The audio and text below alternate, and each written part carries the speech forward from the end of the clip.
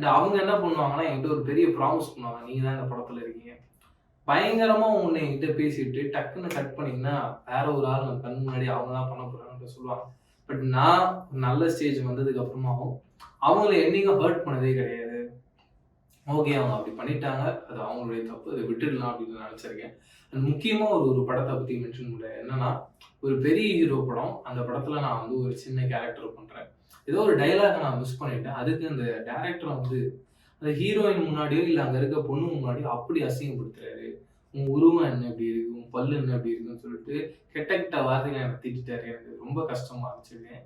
இப்போ சூர்யா அவர்கள் ஒரு ஹீரோ, ஒரு ஸ்டாரா இருக்காரு. இப்ப கூட அந்த டைரக்டர் வந்து ஃபீல்ட் அவுட் ஆயிட்டாரு. அப்பயும் நான் அவர பத்தி அவரோட பேர சொல்லக்கூடாதுன்ற ஒரு நல்ல எண்ணத்துல ஒரு அப்படியே சொல்லாமயே அத ஸ்கிப் பண்ணி போயிட்டாரு.